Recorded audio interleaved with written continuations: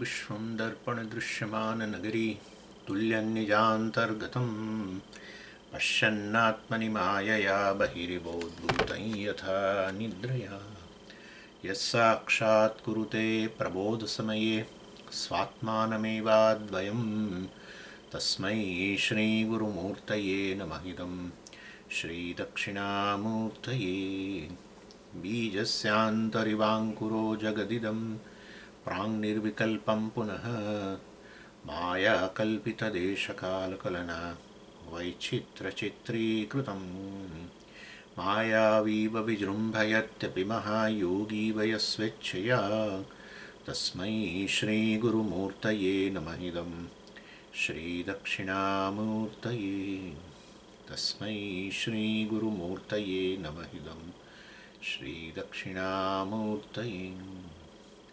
ॐ सहना भवतु सहनौ भुनक्तु सह वीर्यङ्करवावहै तेजस्विनावधीतमस्तु मा विद्विषावहै। ॐ शान्तिः शान्तिः शान्तिः। सदाशिवसमारम्भां शङ्कराचार्यमध्यमाम् अस्मदाचार्यपर्यन्तां वन्दे गुरुपरम्पराम्। ॐ 192 श्लोक। शिष्य उवाच भ्रमेणाप्यन्यथा वास्तु जीवभावः परात्मनः तदुपादेरनादित्वात् अनादिर्नाशयिष्यते नानादिर्नाशयिष्यते अतोऽस्य जीवभावोऽपि नित्या भवति संस्मृतिः न निवर्तेत तन्मोक्षः कथं मे श्रीगुरोर्वद। श्रीगुरुरुवाच सम्यक् पृष्टं त्वया विद्वन् सावधानेन तच्छृणु प्रामाणिकी न भवति भ्रान्त्या मोहितकल्पना। એટલે શિષ્યનો જે પ્રશ્ન હતો એનો ઉત્તર આપે છે. શિષ્યનો શું પ્રશ્ન હતો? બહુ વિલક્ષણ સરસ પ્રશ્ન હતો કે અજ્ઞાન અનાદિ છે, એને કારણે જીવ ભાવ પણ અનાદિ છે, અને જીવ ભાવ અનાદિ છે એટલે કે હું જીવ છું, હું મર્યાદિત છું, જન્મ મૃત્યુને અધીન છું, અને બીજી બધી વસ્તુઓ, અને એને કારણે શોકને અધીન છું, ભય શોક ભય બધી વસ્તુ એને કારણે છે. પણ અનાદિ હોય એ વસ્તુનો અંત ના આવે, અને માટે આ જીવ ભાવનો અંત ના આવે એટલે કે સંસારનો અંત ના આવે, અશોક ભય કશાનો અંત ના આવે, તો પછી મોક્ષ કેવી રીતે પ્રાપ્ત થાય? ન નિવર્તે તે તન્મોક્ષ કથમ મે શ્રી ગુરોર્વદ. ભ્રમેણાપ્યન્યથા વાસ્તુ જીવભાવ પરાત્મનઃ. પરાત્મનઃ એટલે આત્માનો આ જીવ ભાવ છે, સચ્ચિદાનંદ આત્માનો આ જીવ ભાવ છે. ભ્રમેણ તમે કહો કે ભ્રમ છે કે ખરેખર સાચો છે.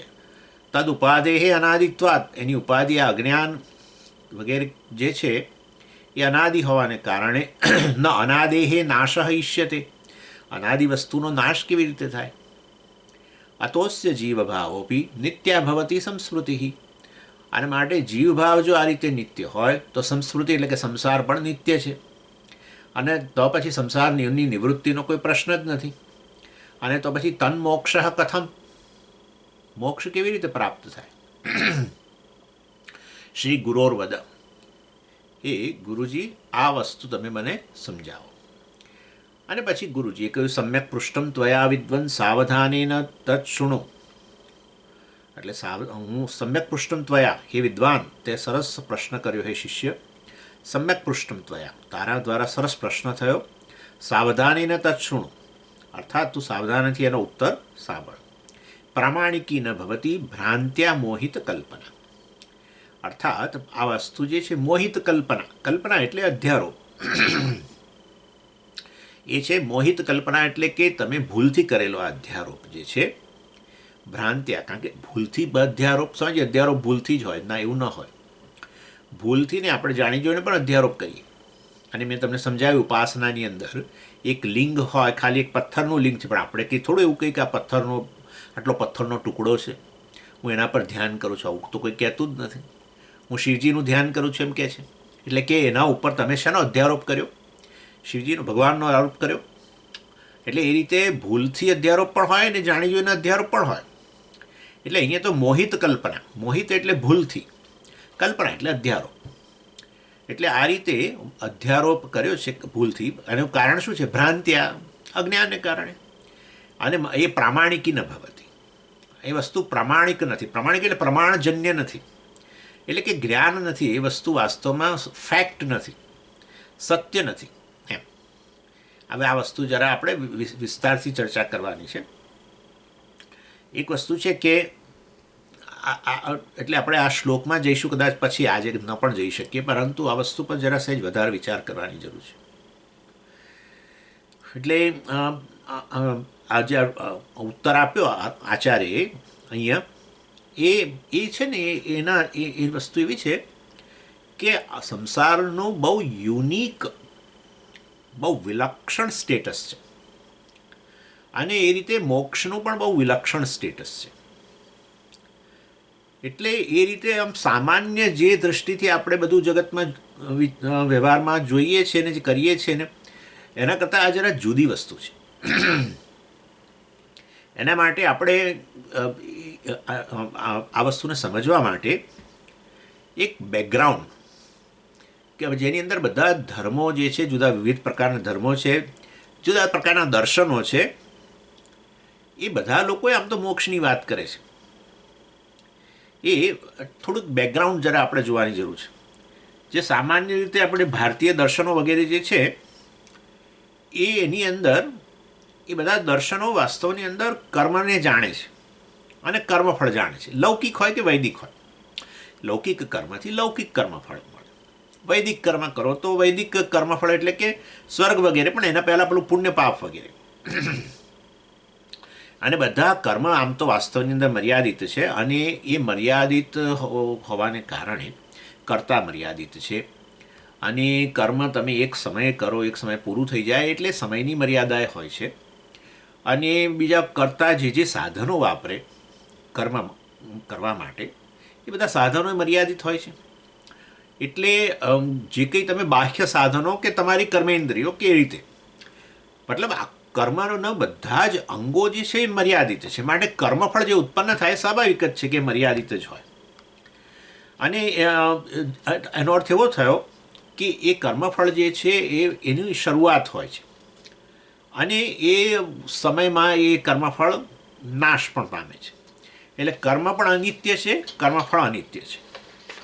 એટલે એ રીતે બધા જ દર્શન શાસ્ત્રો આ કર્મની વાત કરે છે, કર્મફળની વાત કરે છે. અને એટલું જ નહીં, મતલબ કે લૌકિક કર્મોના સંદર્ભમાં આ વસ્તુ એ નથી જાણતા એવું નથી, જાણે જ છે આ બધા દર્શન શાસ્ત્રો. અને એ લોકો બીજી એક વસ્તુ પણ જાણે છે, અને એ છે ધાર્મિક, લૌકિક કર્મોને બદલે ધાર્મિક કર્મો. જે આપણે દાખલા તરીકે વેદની વાત કરો તો વેદના પૂર્વમાં રહેલા બધા જે કર્મ જે છે, જેને સામાન્ય રીતે ધર્મ કહેવામાં આવતું હોય છે, એ વૈદિક કર્મો બધા, કારણ કે ધર્મના અંતર્ગત હોય છે. અને માટે વૈદિક કર્મો જે બધા જે છે એ વાસ્તવની અંદર ધર્મના અંતર્ગત હોવાને કારણે જે ધર્મ કહેવાય છે ને એ વૈદિક કર્મો પણ ફળ ઉત્પન્ન કરે છે. એટલે આ અર્થાત એ પણ ફળ આવું અનિત્ય જ હોય છે. એ વસ્તુ તો ભગવાને પણ કહી કે ક્ષીણે પુણ્ય મર્ત્ય લોકમ વિશંતિ. તમે સારામાં સારું કર્મ કરો ને સ્વર્ગ પ્રાપ્ત કરો ને આમ દેખાય કે નિત્ય ફળ છે, કારણ કે સ્વર્ગ વગેરેની અંદર રહેનારા બધા રેસિડન્ટો છે, બધા અમને દેવતાઓને અમર કહી દીધા. એટલે આપણને લાગે કે વ્યક્તિ જે સ્વર્ગમાં ગયો અમર થઈ ગયો, પણ એવું નથી હોતું. એ સ્વર્ગ પણ કર્મફળ હોવાને કારણે એ પણ વાસ્તવમાં અનિત્ય છે. એ વસ્તુ બધા જાણે છે. અને એટલે ધર્મ એટલે કે આ વૈદિક કર્મ છે એનું ફળ આમ સામાન્ય રીતે પુણ્ય પાપ વગેરે, પણ પુણ્યથી મળતું સ્વર્ગ વગેરે પણ એનું જ પરિણામ છે. અને એ રીતે પુણ્યને કારણે આ રીતે સ્વર્ગ વગેરે પ્રાપ્ત થાય અને વ્યક્તિ ત્યાં આનંદ કરે. અને એ વસ્તે આનંદ પણ વાસ્તવમાં એક દિવસ એનો અંત આવી જાય છે, કારણ કે સ્વર્ગમાંથી તમે પાછા ફરો.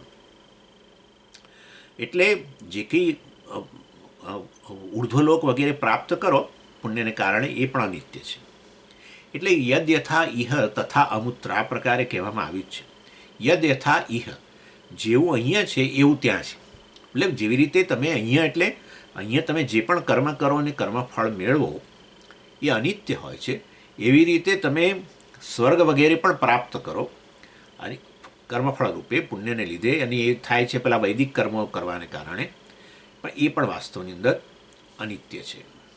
અરે આ બ્રહ્મલોકને પણ વાસ્તવની અંદર એની અંતર્ગત ગણવામાં આવ્યો છે. આ બ્રહ્મ ભુવનાન લોકાહ પુનરાવર્તિન, ભગવાને કહ્યું. એટલે બ્રહ્મલોકનો પણ સમાવેશ કર્યો.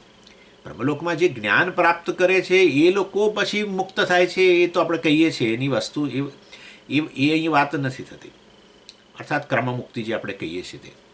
પરંતુ બ્રહ્મલોકમાં ગયા પછી જ્ઞાન પ્રાપ્ત ન કરે તો પછી એ પાછા ફરે છે. એટલે બ્રહ્મલોક જેવી સૌથી મોટામાં મોટી સિદ્ધિ મનુષ્ય તરીકે જ આપણે કર્મ થકી જે પણ પ્રાપ્ત કરી શકીએ કર્મફળ રૂપે, એમાં સૌથી મહાન સિદ્ધિ છે આ પ્રકારનો લોક. આપણને રસ નથી એ બરાબર છે, આપણે તો એમ છે કે આ એ વસ્તુ છે કે નહીં એ જ નક્કી નથી, જવા દો ને, એટલે રસ ક્યાંથી હોય. પણ બાકી આપણને લોકમાં રસ તો છે જ. સાચું કહું તો લોક એટલે વિવિધ વિષયો, લોક્ય તે ઇતિ લોક, જે વસ્તુઓનો તમે અનુભવ કરો એને લોક કહેવાય. અહીંયા આ જગતનો અનુભવ કરીએ છીએ ને આપણે વિવિધ પદાર્થોનો, તો આપણે અને આ લોક જ છે. અને આપણને રસ તો છે જ વિષયોમાં, એવું કંઈ છે જ નહીં. એટલે વિષયોને જ લોક કહેવામાં આવે છે, આપણે સમજવાનું છે. એટલે આ તો આપણે પેલું બ્રહ્મલોકને માનીએ નહીં, જનરલી શાસ્ત્ર કે એટલે કશું બોલીએ નહીં, પરંતુ આપણને કે શું હવે હોય છે કે નહીં એ જ નક્કી નથી, પછી શા માટે. બાકી આપણને અત્યારે મળે છે વિષયો, એના કરતાં જો થોડા ચડિયાતા મળે તો આપણને ગમે જ, એનો અનુભવ કરો. શબ્દ સ્પર્શ રૂપ રસ ગંધ એના કરતાં ચડિયાતા મળે તો ગમે જ છે ને, એના માટે પ્રયત્ન કરતા હોઈએ છીએ. એટલે એવું નથી કે આપણને રસ નથી, આપણને રસ છે. પણ ચાલો, એટલે આ બ્રહ્મલોકની વાત થઈ, એ અનિત્ય છે. એટલે બધા જ દર્શનશાસ્ત્રો જે છે એ આ વસ્તુ તો સ્વીકારે છે. બધી ઇન્ડિયન સિસ્ટમ્સ છે યુનિફોર્મલી બધા જ આટલું તો સ્વીકારે છે કે વૈદિક કર્મો કરો એના કારણે, પુણ્યને કારણે ખૂબ ચડિયાતા લોક મળે ને કહેવાય કે બધા જાણે કે નિત્ય ફળ હોય એવું દેખાય, પરંતુ એ પણ અનિત્ય છે, એ બધા લોકો સ્વીકારે છે. અને માટે અને બીજી વસ્તુ પણ બધા કહેતા હોય છે, અને એ છે કે મનુષ્ય જે છે એ આ રીતે બધા સુખના જે વિષયો છે એ સુખના વિષયોથી જે સુખ મેળવે છે એ અનિત્ય છે, એ પણ બધાને ખબર છે. અને એને કારણે વાસ્તવની અંદર જે કંઈ પ્રાપ્ત કરે કર્મફળ રૂપે, એ કર્મફળ એને સુખ આપે છે, પરંતુ એ અનિત્ય છે. અને એવી રીતે પુણ્ય વગેરેને કારણે પ્રાપ્ત થાય જે સ્વર્ગ વગેરે એ અનિત્ય છે.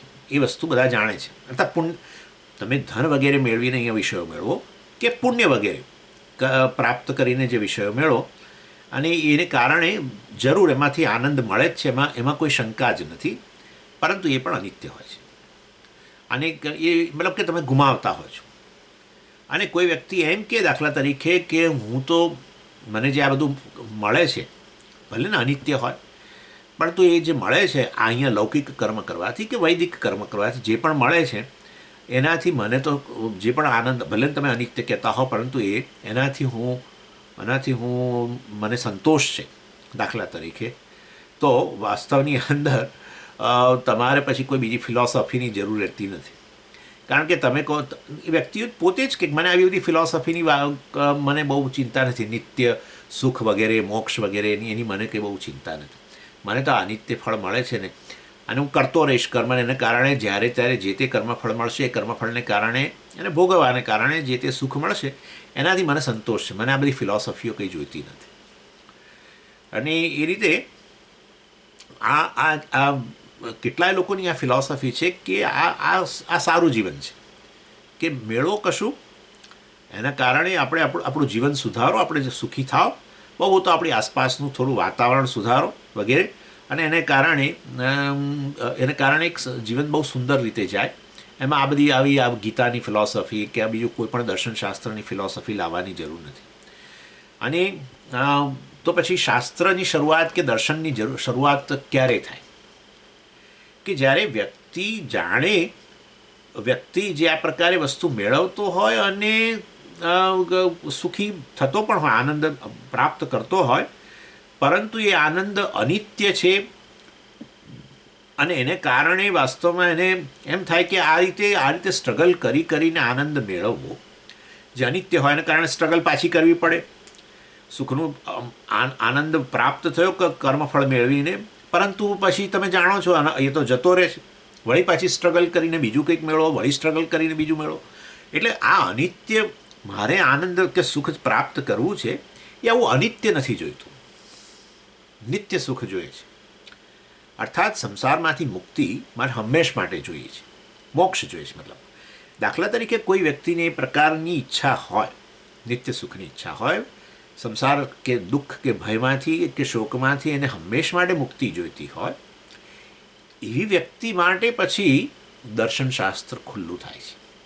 બાકી બીજા લોકોને કંઈ દર્શનની ના તમે જાણો છો તો આપણી આસપાસ જ કેટલા બધા લોકો છે, એ લોકોને કોઈ આવી બધી વસ્તુમાં રસ નથી. એ લોકો કહે છે કે બસ અમે તો આજે મેળવીએ છીએ ને એનાથી જે આનંદ મળે છે અમે એને કારણે, અને અમે અમારા કર્મ દ્વારા આસપાસની વસ્તુ, અમારું સિચ્યુએશન, પરિસ્થિતિઓ બદલીએ છીએ અને મહેનત કરીને અમે મેળવીએ છીએ ને એનાથી અમને આનંદ આવે છે. અમારે આમાં બધી આવી કોઈ ફિલોસોફી, મોક્ષ ને નિત્ય સુખ ને આ બધું અમારે કંઈ જોઈતું, અમે જે કંઈ અનિત્ય મળતું તો અનિત્ય, અમને એનાથી આનંદ છે. એ લોકો માટે આ વસ્તુ નથી. કોઈ પણ દર્શનશાસ્ત્ર ત્યારે જ, ફિલોસોફી ક્યારે જીવનમાં પ્રવેશે કે જ્યારે તમને આ બધું આવું બધા અનિત્ય સુખથી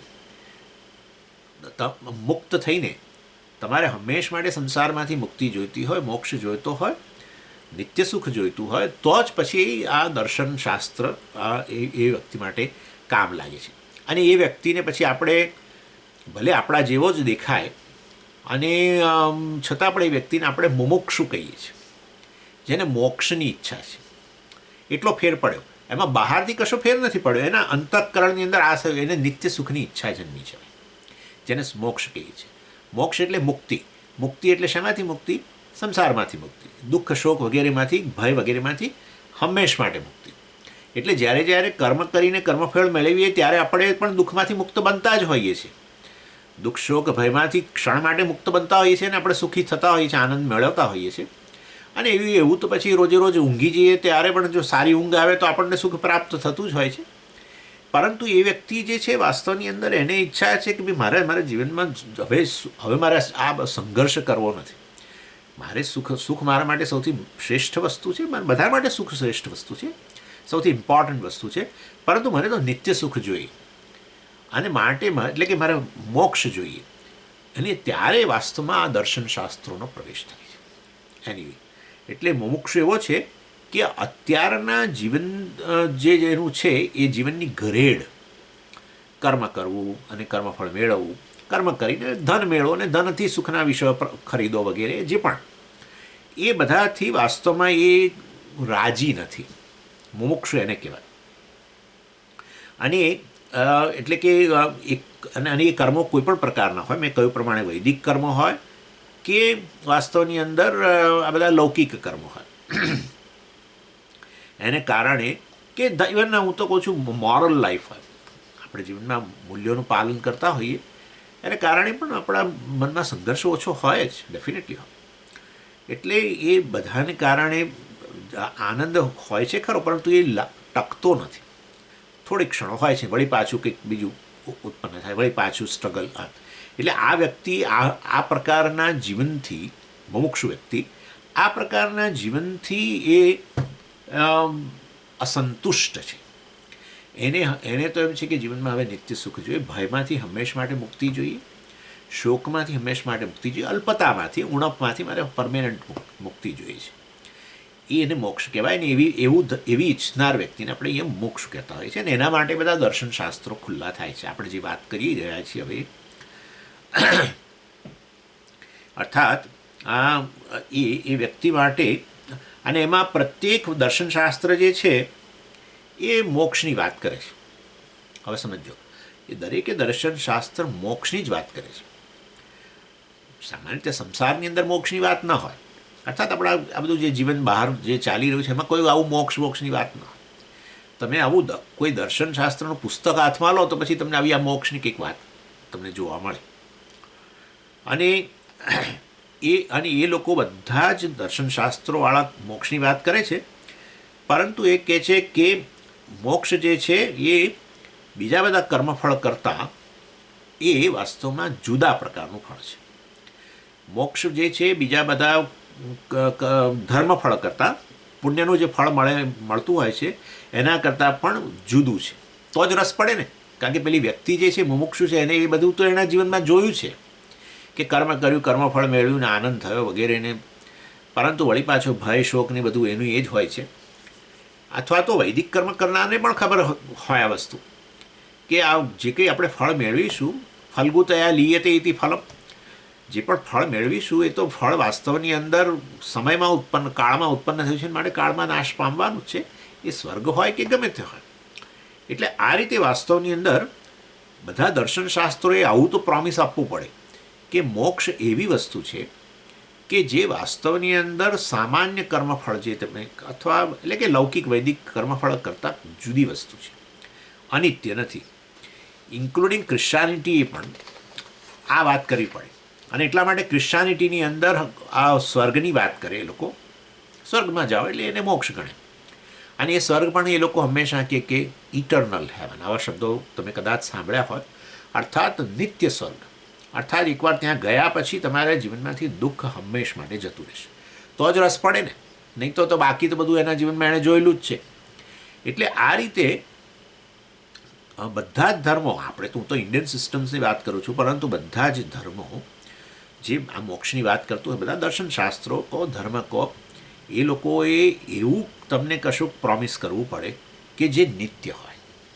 એટલે મેં મોક્ષ, કોઈક સ્વર્ગને મોક્ષ કે વગેરે વગેરે એની ચિંતા નથી, પરંતુ સ્વર્ગમાં એકવાર તમે જશો પછી તમે ઇટર્નલ છે, અર્થાત તમે ત્યાં હંમેશ માટે તમારું સ્થાન, પરમેનન્ટ રેસિડન્ટ બની જશો અને ત્યાં તમે હંમેશ માટે આનંદ રહેશે. આવું કહેવું પડે. જો કોઈ દર્શનશાસ્ત્ર કે ધર્મ એમ કે ત્યાં જઈશ ખરો, પણ પછી તને ત્યાંથી લાત મારીને પાછળ નીચે ફેંકશે દાખલા તરીકે, તો પછી કહે તો પછી તો શું ખોટું છે, અહીંયા જે છે એવું જ થયું ને. એટલે વાસ્તવની અંદર એક બેકગ્રાઉન્ડ તો આ પ્રકારે રહેલું જ છે, અને કે મોક્ષ નિત્ય છે એવું બધા જ દર્શનશાસ્ત્રો કહે છે અને બધા જ ધર્મો કહે છે. અને હવે આપણે આ વસ્તુ ફાઇન્ડ આઉટ કરવાની છે કે આ નિત્ય મોક્ષ જે બધા લોકોના જીવનનું ધ્યેય જે છે એ હોય તો પછી સંસારમાંથી મુક્તિ એને જ મોક્ષ કહીએ છીએ. એટલે તો પછી સંસારનું સ્વરૂપ કેવું છે? એટલે જો નિત્ય મોક્ષ જ બધાના જીવનનું ધ્યેય હોય, સાંખ્ય હોય, યોગ હોય, ન્યાય હોય, વૈશેષિકો હોય, પૂર્વમીમાંસકો હોય કે દ્વૈતશાસ્ત્રવાળા કે આપણા વિશિષ્ટ દ્વૈતવાળા કે આપણે વાત કરતા હોઈએ કે એ સિવાય પેલા શુદ્ધાદ્વૈત વલ્લભાચાર્ય કે ગમે તે દ્વૈતાદ્વૈત ને આ ને તે, એટલે કેટલી બધી દર્શનો છે આપણા ઇન્ડિયામાં પણ. એટલે બધા જ લોકો નિત્ય મોક્ષની વાત કરે છે. તો પછી એ નિત્ય મોક્ષ એટલે મુક્તિ જે નિત્ય છે શેમાંથી? સંસારમાંથી. બરાબર છે? સંસારમાંથી હંમેશ માટે મુક્ત થઈ જાઓ. તો ભાઈ એ સંસારનું સ્વરૂપ શું છે એ આપણે જોવું જોઈએ. અને આપણે અદ્વૈતમાં પણ આપણે નિત્ય મોક્ષની વાત કરતા હોઈએ છીએ. અને એ નિત્ય મોક્ષ શક્ય ત્યારે બને છે એક પિક્યુલિયર કન્ડિશનમાં જ આ વસ્તુ શક્ય બને છે. અને એ પિક્યુલિયર કન્ડિશન કેવી છે કે આપણે આમ તો પહેલાં વાત કરી, પરંતુ અત્યારે ફરી તમને યાદ કરાવું છું કે જો મોક્ષ નિત્ય હોય તો પછી એ જેમાંથી મોક્ષ એટલે કે મુક્ત થાવ છો એ સંસાર જે છે એનું સ્વરૂપ કેવું છે. જો સંસાર વાસ્તવની અંદર એ સંસારની શરૂઆત થતી હોય કે સંસારની શરૂઆત નથી થતી, આ પ્રશ્ન આપણે કરવો જોઈએ. એ સંસારનું સ્વરૂપ કેવું છે, અર્થાત સંસાર આદિ છે એની શરૂઆત થાય છે કે સંસાર અનાદિ છે. અને સંસાર સંસાર આદિ હોય, સંસારનો અંત આવે છે કે પછી સંસારનો અંત આવતો નથી. આ પહેલાં આપણે ચિંતા કરવી જોઈએ, તો જ મોક્ષની વાત થાય. નિત્ય મોક્ષની વાત કરો છો, નિત્ય મુક્ત થઈ જવાની સંસારમાંથી વાત કરો છો, પણ એ સંસાર કેવો છે? સંસાર આદિ છે, શરૂઆત થાય છે સંસારની, કે સંસાર અનાદિ છે? અને આદિ હોય તો પછી અંત આવે, અનાદિ હોય તો પછી અંત ન આવે તો પછી મુક્તિ કેવી રીતે? અર્થાત આ ચિંતા કરવાની જરૂર છે, સંસારનું સ્વરૂપ કેવું છે. અને એમાં આપણે ઘણી શક્યતાઓ જોઈ શકીએ છીએ. કેટલાક લોકો કહે છે કે સંસાર જે છે એની શરૂઆત થાય છે, અને શરૂઆત થાય તો જ પછી અંત આવે, તો જ પછી મુક્ત થવાય. એટલે સંસાર પણ જે છે એની શરૂઆત થાય છે, સંસાર આદિ છે એમ કહે છે. સમજ્યા તમે? સંસાર, હું આદિ શબ્દ જાણી જોઈને નથી વાપરતો, કારણ કે ટેકનિકલ શબ્દ છે, અને એટલે આ શરૂઆત, સંસારની પણ શરૂઆત થાય છે અને તો જ એનો અંત આવે, તો જ મુક્ત થવાય, એ પ્રકારે. એટલે કેટલાક લોકો આવું કહે છે. હવે એટલે કે જાતસ્ય હિ ધ્રુવો મૃત્યુ, કે તમે જે વખતે તમે એમ કહો કે સંસારની શરૂઆત થાય છે અને સંસારનો અંત આવે છે, અર્થાત એ શરૂઆત થઈ મતલબ કે કાળને અંતર્ગત એ સંસાર આવ્યો અને કાળને અંતર્ગત જ એ સંસાર જાય છે. તો પછી જે વસ્તુ સમયમાં આવે અને જે વસ્તુ સમયમાં જાય, આ એક શક્યતા. અને એના કારણે ફાયદો શું કે જો સંસાર જતો રહેતો હોય, સંસારની શરૂઆત થઈ છે માટે જવાનો છે, તો સંસાર જતો હોય તો વાસ્તવ બહુ સરસ વસ્તુ છે. તો સંસાર જતો રહે તો પછી મતલબ કે સંસારમાંથી મુક્ત થઈ જઈએ, એટલે કે આપણો મોક્ષ આપણને નિત્ય પ્રાપ્ત થઈ જાય. આમ લાગે છે બહુ સરસ, પરંતુ આપણે જો વિચાર ન કરીએ તો આ વસ્તુ સારી લાગે, વિચાર કરીએ તો આ વસ્તુ યોગ્ય નથી જણાતી. કારણ કે જો સંસારની શરૂઆત થતી હોય અને સંસારનો અંત આવતો હોય તો પછી વાસ્તવમાં એટલે કે મોક્ષની શરૂઆત થઈ, સંસારનો અંત આવ્યો, મોક્ષની શરૂઆત થઈ. સંસાર અંત પામે, મોક્ષની શરૂઆત થાય. તો એટલે સંસારના અંતનો જ્યારે આપણે સ્વીકાર કરીએ ત્યાં અને મોક્ષની શરૂઆતની વાત કરીએ તો વાસ્તવની અંદર એટલે કે એરાઇવલ ઓફ મોક્ષા વગેરે એ લાગે બહુ સરસ વસ્તુ, પરંતુ એની અંદર જો તમે સહેજ વિચારો તો તમને ખ્યાલ આવે કે વાસ્તવની અંદર જો સંસાર પણ આ રીતે મોક્ષ પણ આ રીતે શરૂ થતો હોય સંસારના અંત આવવાથી, તો એ મોક્ષ નિત્ય થયો કે અનિત્ય થયો, એ પ્રશ્ન પર વિચાર કરવો જોઈએ. એટલે અનિત્ય મોક્ષ, કારણ કે મોક્ષની પણ શરૂઆત થાય, સંસારની શરૂઆત થઈ છે તો સંસારનો અંત આવે છે, પછી મોક્ષ એટલે કે સંસારનો અંત આવે ને મોક્ષની શરૂઆત થઈ, તો પછી એનો અર્થ એવો થયો કે મોક્ષનો પણ અંત આવે. અને માટે અનિત્ય મોક્ષ આપણને પ્રાપ્ત થાય. અને આ અનિત્ય મોક્ષ જે છે એ તો વિરોધાભાસી વસ્તુ છે.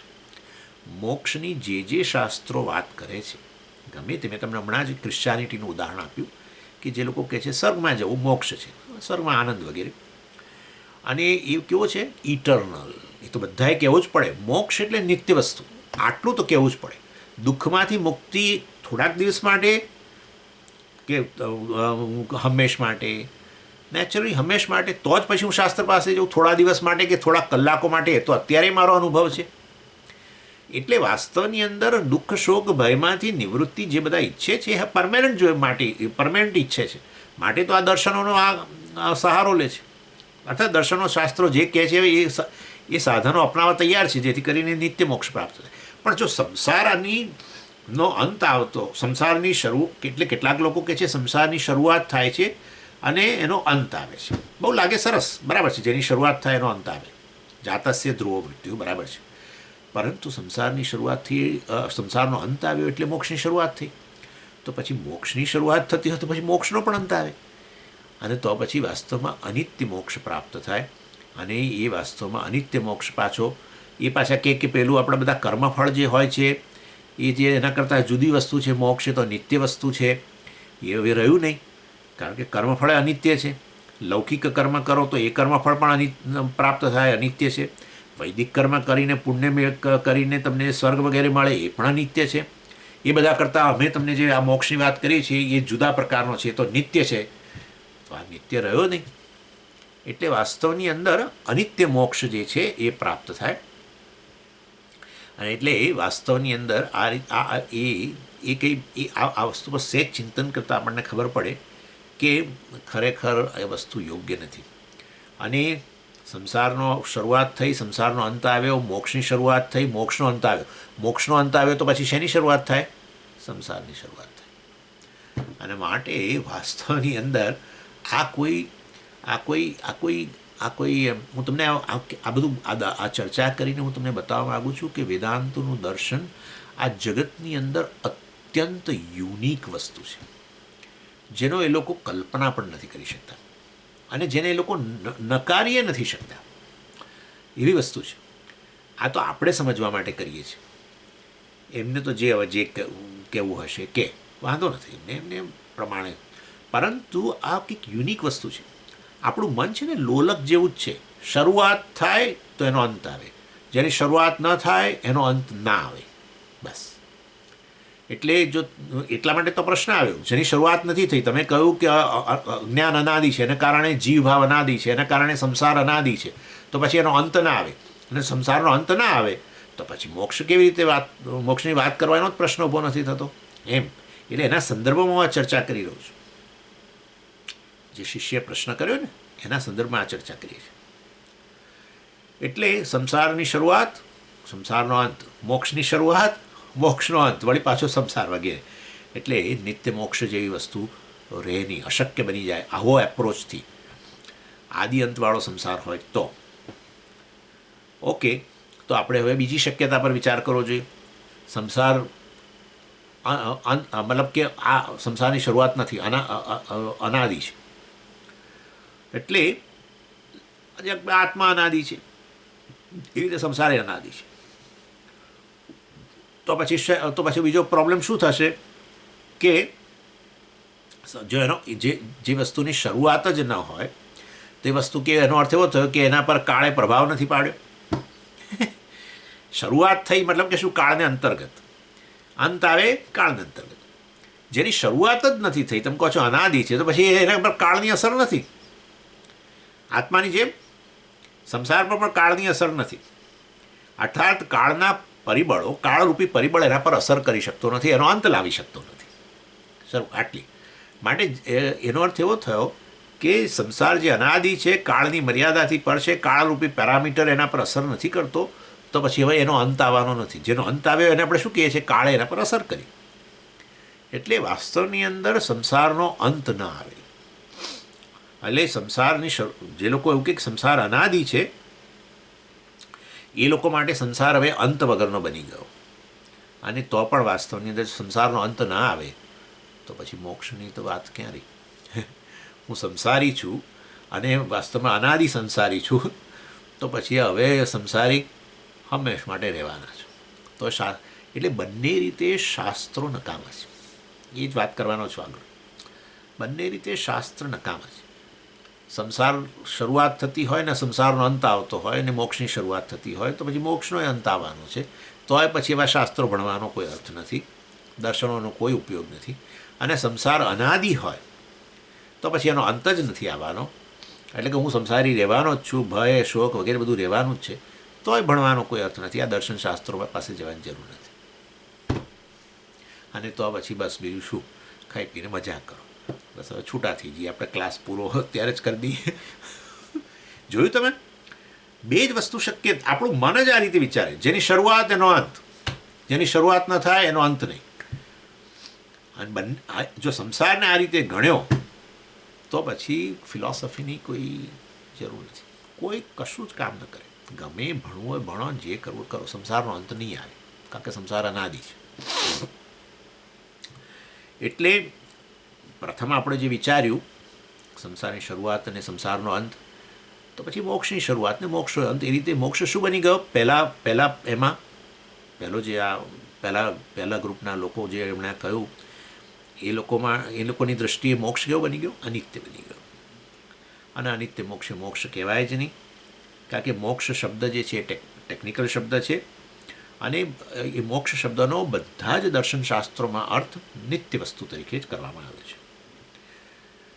અને એટલે એ રીતે અનિત્ય મોક્ષ એટલે કે એ વાસ્તવમાં એ ટર્મ જ યોગ્ય નથી. જેવી રીતે આપણે કહીએ કે શીતળ અગ્નિ, આપણે કહીએ સ્વામીજી આવું ના બોલાય. શીતળ અગ્નિ, ઉષ્ણ અગ્નિએ ના બોલાય કોઈ દિવસ, પણ શીતળ અગ્નિએ ના બોલાય. એવી રીતે અનિત્ય મોક્ષ એવું બોલાય છે. મોક્ષ એટલે નિત્ય વસ્તુ, એ બધા જ દર્શનમાં સ્વીકારેલી છે. અને એ રીતે આ પહેલી શક્યતા આપણે જે વિચારી એમાં તો મોક્ષ શક્ય જ ના રહ્યો. હવે અને બીજી શક્યતાની અંદર પણ મોક્ષ અશક્ય બની ગયો, કારણ કે સંસાર કેવો છે? અનાદિ છે, માટે એનો અંત નથી આવવાનો, અને તો પછી મોક્ષ અશક્ય છે. માટે અનિર્મોક્ષ પ્રસંગ, આપણે આ શબ્દો ઘણીવાર વાપરીએ છીએ. અનિર્મોક્ષ પ્રસંગ એવો આવે કે મેં અનિર્મોક્ષ, મુક્તિ પ્રાપ્ત થવાની જ નથી. તો પછી હવે ખરેખર મોક્ષ નામની વસ્તુ હોય તો સંસાર કોઈક સ્પેશિયલ કેટેગરીમાં મૂકવો પડે. સંસારને આદિ અંતવાળો ન ગણાય, સંસારને અનાદિ, સંસાર છે તો ખરો જ, એટલે સંસારને અનાદિ કહેવો પડે, અને સાથે સાથે સંસારનો અંત આવે છે એવું રાખવું પડે પાછું. સમજાય છે હું શું કહું છું? સંસાર અનાદિ અનંત એ તો આપણે જોઈ ગયા, એમાં એ તો વસ્તુ નથી. સંસાર આદિ અંતવાળો એ ન ચાલે, અનાદિ અનંત ન ચાલે. તો પછી શું? સંસાર છે જ નહીં. અરે ભાઈ, પણ તમે ને હું સંસારનો અનુભવ કરીએ છીએ, એટલે નથી, તદ્દન શૂન્ય છે એવું એ ના કહેવાય. એટલે સંસારને આપણે અનાદિ કહીએ, પરંતુ અંત આવતો હોય તો જ મોક્ષની શક્યતા રહે. બસ આ એક જ શક્યતા છે. હા, એ ચર્ચા, એ બધું વેગ ચૂડામણીઓ હવે જે છે અત્યારે થોડા શ્લોકો હવે એ પ્રકારના છે. એટલે સંસાર અનાદિ અને છતાંય શાંત. શાંત એટલે શાંત નહીં, શાંત. અંતેન સહ વર્તતે ઇતિ શાંત. એ બસ સહબહુરી છે, એનો અંત આવે છે. અનાદિ છે ને અંત આવે, આવું હોય ને એ તમે સમજાવી. એટલે આ રીતે અહીંયા આ એક આપણા અદ્વૈત દર્શનની અંદર આ વસ્તુ કહેવામાં આવે છે, જે બીજા દર્શનો નથી કહેતા. બીજા દર્શનો કહે છે કે મોક્ષ તમને નિત્ય પ્રાપ્ત થઈ જશે, અને એમાંના કેટલાક લોકો કહે છે આ રીતે સંસારની શરૂઆત થઈ છે ને એનો અંત આવે છે. કેટલાક કહે છે સંસાર અનાદિ છે અને તો એનો અંત આવે છે. પરંતુ સંસાર અનાદિ છે ને વાસ્તવમાં અનંત રહે છે, તો પછી મોક્ષની તમે કેવી રીતે વાત કરો છો? એટલે એ લોકો એમાં ગૂંચવાડો છે. કારણ કે આપણે એમાં વિચાર કરીએ ત્યારે ખબર પડે છે કે આદિ હોય તો એનો અંત આવવો જોઈએ, તો પછી મોક્ષનો પણ અંત આવે. એટલે એ તમે જે મોક્ષની વાત કરી રહ્યા છો, નિત્ય મોક્ષ એ વસ્તુ રહેતી જ નથી, અનિત્ય મોક્ષ થઈ જાય છે. અને સંસાર અનાદિ હોય તો પછી વાસ્તવમાં અંત વગરનો થઈ જાય, અને એવા સંજોગોમાં પણ મોક્ષ શક્ય ન બને. તો પછી તમે મોક્ષ કેવી રીતે કહો છો? એવું જ્યારે આપણે પ્રશ્ન કરીએ ત્યારે એ લોકો જવાબ નથી આપી શકતા. એ લોકો રહે છે બે જ કેટેગરીની અંદર, અને છતાંય મોક્ષની વાત કરે છે, તો એ શક્ય નથી. એટલે આપણે કહીએ છીએ કે અમે તમને વાત કરીએ છીએ આ છે કે સંસાર છે અનાદિ, અને છતાં એનો અંત આવે છે. અને એ એટલે આ વેદાંત શાસ્ત્ર એ લોકોને કઠે છે, કારણ કે આપણે એક યુનિક કેટેગરીની વાત કરીએ છીએ, જેમાં અનાદિ અને છતાંય અંત. અને એવું એક શક્યતા છે કે જેમાં એ આ વસ્તુ શક્ય બને છે. અને એના માટેનું ઉદાહરણ શું? એટલે આપણે એના માટે પહેલાં ઉદાહરણ આપીએ કે જુઓ, કોઈક વસ્તુ હોય અનાદિ, પરંતુ એનો અંત આવે. એના માટે પહેલાં ઉદાહરણ આપવું પડે. અને મેં તમને ગઈ વખતે મને લાગે છે વાત કરી કે નહીં ખબર નથી મને. મેં તમને જે કહ્યું હતું કે રજ્જુ ઉપર તમે જે સર્પ જોયો, કે આપણું સ્વપ્ન ગમે તે કહો, એ છે વસ્તુ કલ્પિત, અધ્યારોપિત છે. એટલે અને હમણાં જ આપણે પેલા વાંચ્યું એની અંદર આવ્યું કે આ અધ્યારોપ કેવો છે કે ભૂલથી કરેલો અધ્યારોપ છે. એની અંદર કહ્યું ને મોહિત કલ્પના. કલ્પના એટલે અધ્યારોપ, મોહિત કલ્પના. 194 શ્લોકની અંદર જ્યારે આ ગુરુજી ઉત્તર આપી રહ્યા છે આ શિષ્યના પ્રશ્નને કે મોક્ષ કેવી રીતે શક્ય બનશે વગેરે વગેરે, ત્યારે એમણે કહ્યું કે આ શક્ય બને એમ છે મોક્ષ. અને એમણે કહ્યું કે વાસ્તવની અંદર આ તમે મોહિત કલ્પના એટલે અધ્યારોપ, અને મોહિત કલ્પના એટલે વાસ્તવમાં ભૂલથી કરેલો અધ્યારોપ છે, જાણી જોઈને કરેલો અધ્યારોપ નથી. એટલે આ રીતે એ વસ્તુ કહી કે રજ્જુ પર જે સર્પ છે અધ્યારોપિત છે, ભૂલથી કરેલો અધ્યારોપ છે. અને એનું કારણ શું છે? ભ્રાંત્યા, એટલે કે અજ્ઞાનને કારણે તમે ભૂલથી રજ્જુને ઠેકાણે સર્પ જુઓ છો, એને જ અધ્યારોપ કહેવાય. એટલે હવે તમે અહીંયા સર્પ જે જોયો એ સર્પની શરૂઆત છે એ વિચારો કે હા સ્વામીજી સર્પની શરૂઆત છે. પહેલાં મેં રજ્જુ જ જોઈ હતી અને પછી મેં એના પર આમ સાપ આવતો જોયો. જો એવું હોય તો બહુ તમે તો પછી સંસારની ભય ના હોય જ નહીં. રજ્જુ તમે પહેલાં જોઈ લીધી હોય અને પછી સાપ એના પર તમે આવે કે સાપ દેખાયો તો તમે ભય ના પામો, તમે એમ જ કહો, તમને આનંદ થાય કે આ રજ્જુ કેવી સાપ જેવી દેખાય છે. એટલે એવું છે નહીં કે તમે પહેલાં રજ્જુ જોઈને પછી સાપ આવ્યો કે વગેરે, બરાબર છે. એટલે સાપનું બિગિનિંગ થયું છે એ વસ્તુ નથી. તમે જોયું ત્યારેથી જ સર્પ રૂપે જ જોયું છે, એટલે સર્પની શરૂઆત થઈ છે એવું નથી રજ્જુ પર. એટલે આ રજ્જુ પર તમે સર્પ જોયો એ કેવું કહેવાય? અનાદિ કહેવાય, અનાદિ કહેવાય. અને એટલે અને પછી તમે રજ્જુનું જ્ઞાન પ્રાપ્ત કર્યું અને સર્પ જતો રહ્યો. આપણે શું કહીએ છીએ? સર્પનો અંત આવી ગયો. એ વાસ્તવની અંદર એવું નથી કે સર્પનો અંત આવે એટલે કે સર્પ મૃત્યુ પામ્યો અથવા સર્પ એના પરથી રજ્જુ પરથી ધીરે રહીને સરકીને આમ જતો રહ્યો, એવું કશું નથી. તમે ખાલી સર્પનો અંત આવ્યો એમ જ્યારે કહો ત્યારે તમે આટલું જ તમારા મનની અંદર સમજ આવે છે કે સર્પ નામનો વસ્તુ હતી જ નહીં, એને જ સર્પનો અંત કહીએ છીએ. સમજ્યા તમે? એટલે સર્પની શરૂઆત નથી થઈ રજ્જુ પર, અનાદિ જોયું ત્યારથી જ તમારો સર્પ રૂપે જોયું છે. એવું તો નથી કે સર્પ પછી આવ્યો, પહેલાં રજ્જુ જોઈ. એટલે રજ્જુ પર સર્પનો અધ્યારોપ કર્યો એ અનાદિ છે અને એનો અંત આવે છે કઈ રીતે? તમારી સમજથી કે ભાઈ સર્પ નામની વસ્તુ હતી જ નહીં. એટલે understanding of the fact that there was no snake at all, સર્પ હતો જ નહીં ટુ બિગિન વિથ, એ સર્પનો અંત છે. એવું નથી કે સર્પ નાશ પામ્યો કે સર્પ આમ ધીમે રહીને સરકી ગયો રજ્જુ પરથી અને હવે રજ્જુ દેખાવા લાગી, એવું કશું છે નહીં. એટલે સર્પ ખરેખર છે એવી કેટેગરીમાં પણ નથી, સર્પ તદ્દન છે જ નહીં એવું કેટેગરી નથી, કારણ કે આપણે ભય ઉત્પન્ન થયો એટલે આપણને તો સર્પ દેખાય જ છે. એટલે આ જે સર્પ છે રજ્જુ પરનો જે અધ્યારોપિત છે આ રીતે ભ્રાંત્યા રજ્જુના અજ્ઞાનને કારણે, એ વાસ્તવની અંદર છે એમ પણ ન કહેવાય આ સર્પ, નથી એમ પણ ન કહેવાય. સમજી ગયા ને તમે? છે એમ કહો તો પછી રહેવાનો જ છે, તો તમે પછી ટોર્ચ કરો તો પછી હવે જોઈ સર્પ જે હોય એ તો રહેવાનો જ છે, પણ એ અદૃશ્ય થઈ જાય છે, જતો રહે છે. તો પછી સમય સર્પ હતો જ નહીં એવું એ નથી. આપણને ભય લાગ્યો, આપણે એટલા દૂર રહીએ છીએ, બીજાઓને કહીએ છીએ જરા દૂર રહેજો, આ સાપ આવ્યો છે, ઘરમાં સાપ આવી ગયો છે. એટલે છે એમ પણ ન કહેવાય, નથી એમ પણ ન કહેવાય. પરંતુ આ રીતે વાસ્તવમાં અધ્યારોપિત વસ્તુ છે, અનાદિ હોવા છતાં પણ એનો અંત આવતો હોય છે. એટલે અજ્ઞાનમાંથી ઉત્પન્ન થયેલી, અજ્ઞાનને કારણે ભૂલથી એક વસ્તુની જગ્યાએ બીજી વસ્તુ જોઈ એ અનાદિ હોવા છતાં પણ એનો અંત આવે છે. આ એક સ્પેશિયલ કેટેગરી છે કે જેની અંદર આ રીતે વાસ્તવમાં રજ્જુને ઠેકાણે સીધો સર્પ જોયો તો એ અજ્ઞાનની, એ શાને કારણે? રજ્જુના અજ્ઞાનને કારણે. સમજીએ, રજ્જુનું અજ્ઞાન છે ને શરૂઆત થઈ હતી ક્યારે થઈ હતી મન કહો? એ પહેલાં રજ્જુના અજ્ઞાનની શરૂઆત થઈ હતી તો પછી એના પહેલાં રજ્જુનું જ્ઞાન હતું.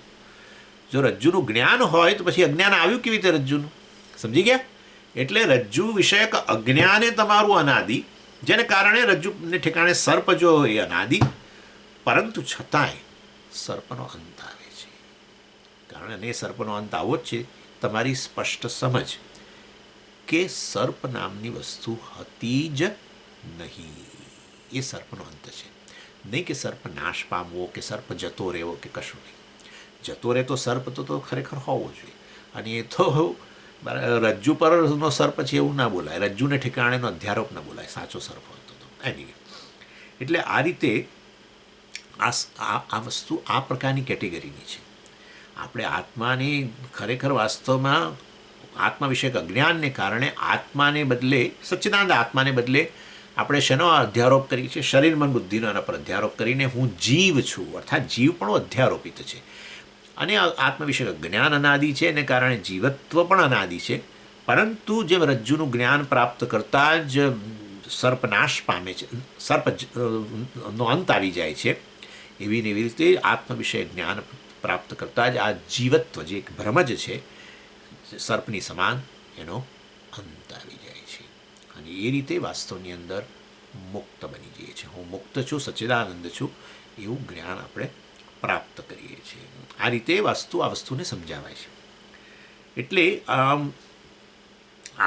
જે નથી એમ પણ ન કહેવાય, છે એમ પણ ન કહેવાય, એના એવી કલ્પિત વસ્તુ માટે આપણે અર્થાત જે અનાદિ છે અને જે આ રીતે અંત આવે છે એ રીતે સંસાર વગેરે પણ જે છે એ અનાદિ છે અને એનો અંત આવે છે. અને મેં તમને કહ્યું પ્રમાણે સંસારનો અંત અર્થાત હું ઊણો છું, મર્યાદિત છું, જન્મ મૃત્યુને અધીન છું, પુણ્ય પાપને અધીન છું વગેરે વગેરે, અલ્પ છું અને અનેક પ્રકારની મર્યાદાવાળો વગેરે વગેરે, એને એ સંસાર આપણે એ પ્રકારનો અનુભવ કરીએ છીએ, એ પ્રકારના બંધનનો અનુભવ કરીએ છીએ, એમાંથી મુક્ત થવા માટે પ્રયત્ન કરતા હોઈએ છીએ. અને એના માટે જવાબદાર વસ્તુ છે કે હું જીવ છું મતલબ. અને એ વાસ્તવમાં કેવું છે, આ રીતે અજ્ઞાનમાંથી ઉત્પન્ન થયેલો છે. અધ્યારોપ છે જીવત્વ. ક્ષણા પર અધ્યારોપ છે? આત્મા પર જ અધ્યારોપિત છે. આત્મા પર જ અધ્યારોપિત છે. એટલે આ રીતે સંસારનો અંત આવે, અનાદિ સંસારનો અંત આવે, અને પણ કેવો અંત કેવો છે? જાણે કે અંત આવે. સમજી ગયા ને તમે? કારણ કે સર્પનો અંત આવ્યો એટલે શું? ખાલી સમજ કે સર્પ હતો જ નહીં. સમજી ગયા? એટલે એવી ને એવી રીતે સંસાર પણ જે છે કે જીવત્વ છે એનો અંત આવે. એનો અર્થ શું? કે આપણી સમજ કે હું ખરેખર જીવ હતો જ નહીં, છું જ નહીં અને બનવાનો નથી, હું વાસ્તવમાં સચ્ચિદાનંદ છું, આ સમજ જ. એટલે એ રીતે વાસ્તવમાં સંસારનો અંત પણ કેવો કહેવાય? સીમિંગ કહેવાય. જાણે કે સંસારનો અંત આવ્યો. સંસાર વાસ્તવમાં અનાદિ એ જે છે એનો આ રીતે જાણે કે અંત આવ્યો. અને મોક્ષની જાણે કે શરૂઆત કહેવાય. સમજી ગયા? મોક્ષની શરૂઆત આવી, કોઈ ખરેખર ઘટના નહીં. સર્પ ખરેખર આમ જતો રહ્યો અને હવે રજ્જુના દર્શન થયા એવું નહીં. તમારી સમજ જ કે સર્પ હતો જ નહીં. એ રીતે સર્પનો અંત કેવો કહેવાય? જાણે કે સર્પનો અંત આવ્યો. જાણે કે સર્પનું મૃત્યુ થઈ ગયું. ખરેખર મૃત્યુ નામની વસ્તુ નથી કે જાણે કે સર્પ જતો રહ્યો એવું પણ. અરે સર્પ જતો રહ્યો એવું પણ નહીં. જાણે કે જતો રહ્યો, જાણે કે એનો અંત આવી ગયો. તમારી સમજ જ છે કે સર્પ હતો જ નહીં. શરૂઆત ખરેખર જ્યારે અધ્યારોપ કર્યો ત્યારે એ રજ્જુ જ હતી. કેવળ અધ્યારોપ જ કરેલો હતો અજ્ઞાનને કારણે, અને અધ્યારોપ અનાદિ હતો. અને એ રીતે વાસ્તવમાં એનો અંત આવી ગયો. એટલે મોક્ષની પણ આ રીતે જાણે કે શરૂઆત. નહીં તો શું થાય ખબર છે? સંસારનો સમય જે અંત આવ્યો અને મોક્ષની શરૂઆત થઈ, તો પછી મોક્ષની શરૂઆત થઈ તો મોક્ષનો અંત આવશે. મોક્ષની પણ જાણે કે શરૂઆત. સમજી ગયા? જાણે કે શરૂઆત. કેમ મોક્ષની જાણે કે શરૂઆત? કે સંસારનો અંત વાસ્તવની અંદર ખરેખર અંત નથી આવતો. સંસાર હતો જ નહીં, જીવપણું હતું જ નહીં. અર્થાત એ તો એક ભ્રમ જ હતો. અજ્ઞાનને કારણે એક પ્રકારનો અધ્યારોપ જ મેં કરેલો હતો. એ ભ્રમિત વસ્તુ જ હતી. સમજો? એટલે આ રીતે સંસારનો અંત પણ જાણે કે ગણાય અને મોક્ષની શરૂઆત પણ જાણે કે ગણાય. કારણ કે ખરેખર એટલે આ રીતે આ વસ્તુને આ એક યુનિક કેટેગરી છે. એ વસ્તુ મેં તમને સમજાવ્યું. એટલે સિમિંગલી એક્ઝિસ્ટ સંસાર કેવો કહેવાય? જાણે કે એનું અસ્તિત્વ, અને એનો અંત પણ આ સંસાર જે અનાદિ છે એ એનું અસ્તિત્વ કેવું કહેવાય? જાણે કે. અને જ્ઞાન થાય, આત્મજ્ઞાન પ્રાપ્ત કરતાની સાથે જ એ વાસ્તવની અંદર એ વસ્તુનો જાણે કે સંસારનો જાણે કે અંત આવે.